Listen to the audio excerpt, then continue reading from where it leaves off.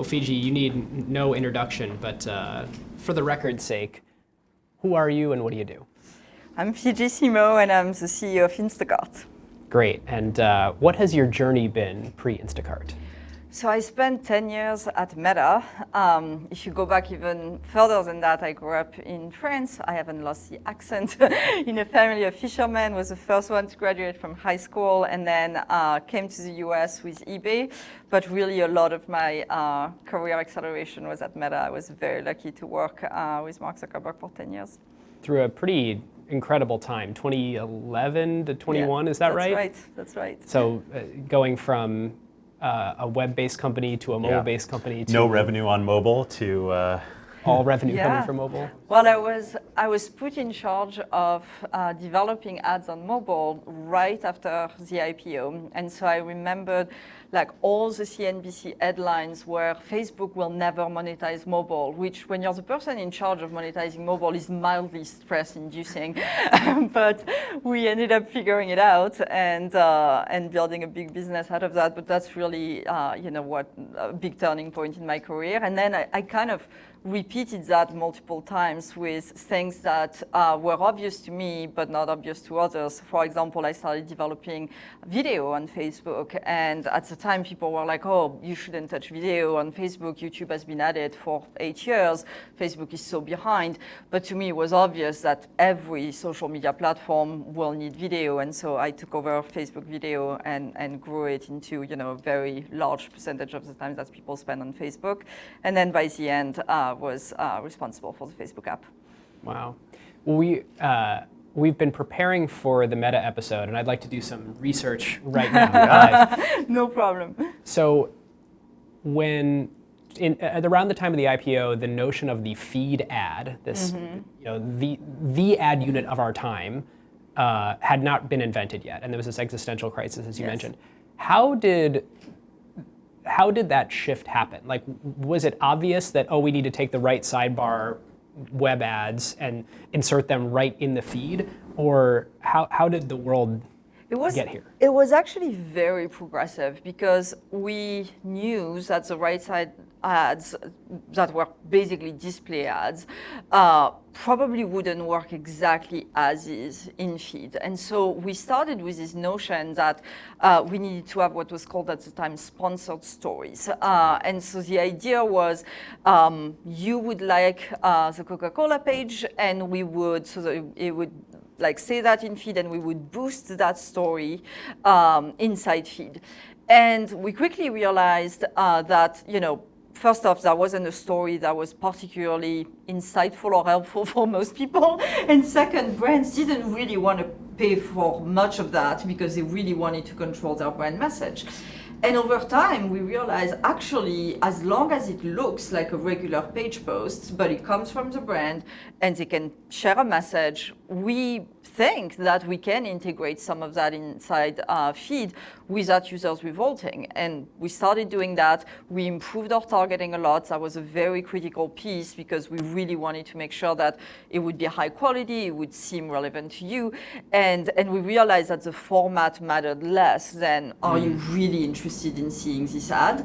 And over time, continued building our targeting capabilities to the point that we have a very good ad system today.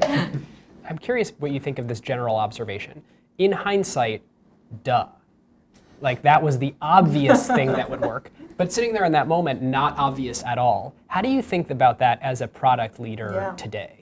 Right before being put in charge of monetizing mobile was this project called Simplification. And that's because we ended up having something like 40 different ad formats. And the reality was we had this deep belief at the time that we needed an ad format that was different from the rest, that wasn't a banner ads, that was very respectful of the fact that Facebook was a special snowflake.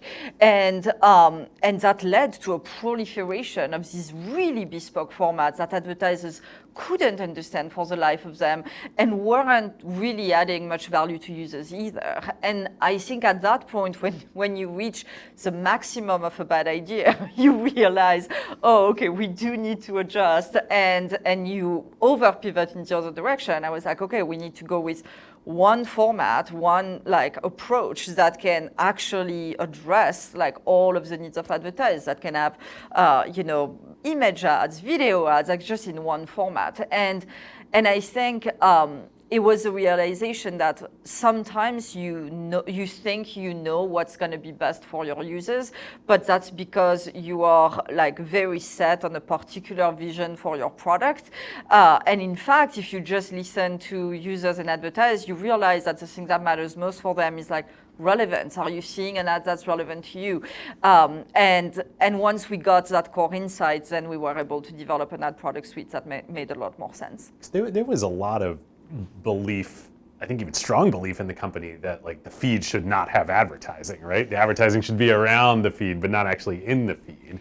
Well, I think that was in the desktop era, but in the mobile era, like it was very clear that we couldn't create a right-hand column on mobile. And so we were forced to figure out what advertising in mobile could look like. But I think where Mark is, very much a genius is that a lot of companies faced with that challenge would try to hold on to their desktop business for as long as humanly possible because that's the one that monetizes.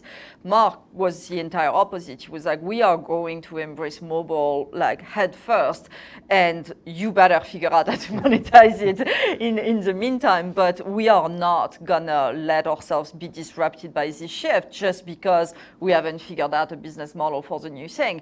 And that was very courageous, to be clear.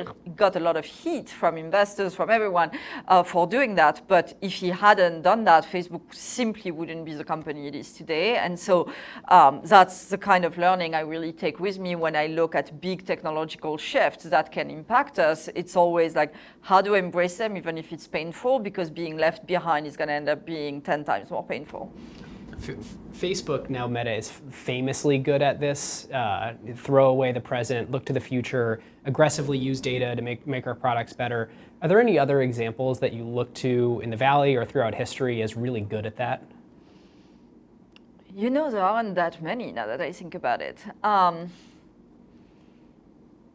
Not really, which is actually, I had never really asked myself this question, but companies hold on to their models for so long. That's kind of the default. I think Amazon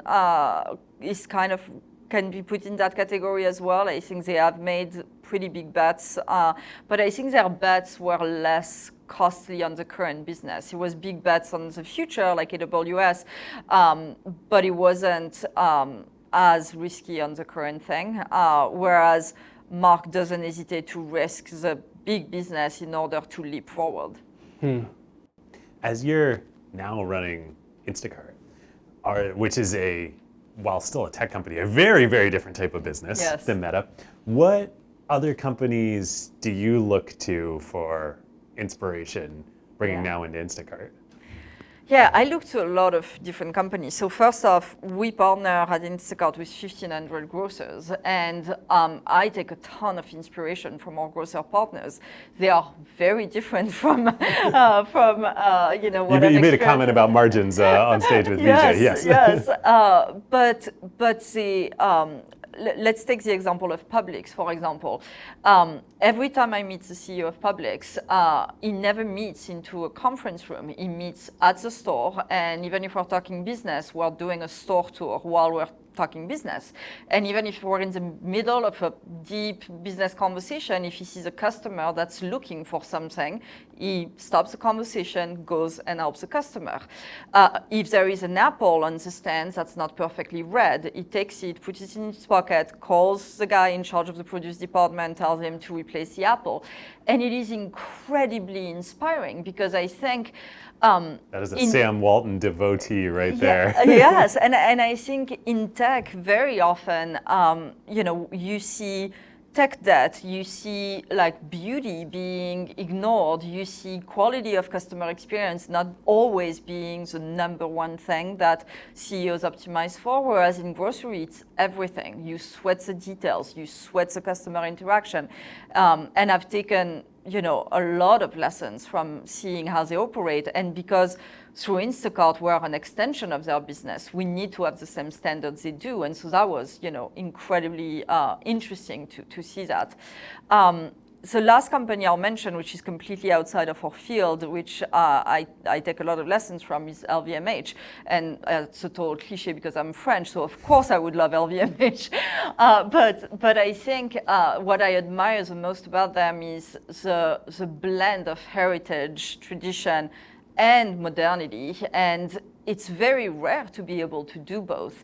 And I think France is uniquely suited to know how to embrace that, and LVMH is the best representation of that. But I love craftsmanship, I love heritage, but when you live in tech, these aren't values that are at the top of the value list in most tech companies. And so I take a lot of inspiration from how you can still embrace technology, still embrace that, but keep these like very strong values of craftsmanship. Bernard and the entire Arnault family they're just this amazing bridge between that history and that heritage and that craftsmanship. And American-style business. And American-style business, yes. They're incredible. Well, as we drift to a close here, any messages you want to leave about Instacart, the product development you're doing there, or any announcements for the audience? It's a broad question. I would say, at Instacart, when I joined, we were very much just an online grocery delivery app. And people still, for the most part, see us as that. But we're so much more than that. We have built technologies to help grocers with their entire business, not just on the Instacart app, but also on their own sites, and now also inside their stores. We have developed a smart cart called Caper Cart, where inside the store you can just drop items inside the cart, and through computer vision and AI, the cart recognizes the items, and you have a screen on the cart that can recommend recipes, recommend products based on what's in your basket, and you can skip the line because you can check out directly on the cart. And really what I see Instacart as is like this incredible technology ally to grocers to help them with their digital transformation, both online but also in store, so that they can provide the best omnichannel experience for their customers. It's an industry that's still very low penetration online, still need to adopt technology. And if you look at the course of history, the companies that have been these technology enablers end up being generational companies. And I think if we can do that for the grocery and retail industry at large, we have the opportunity to create a really generational company.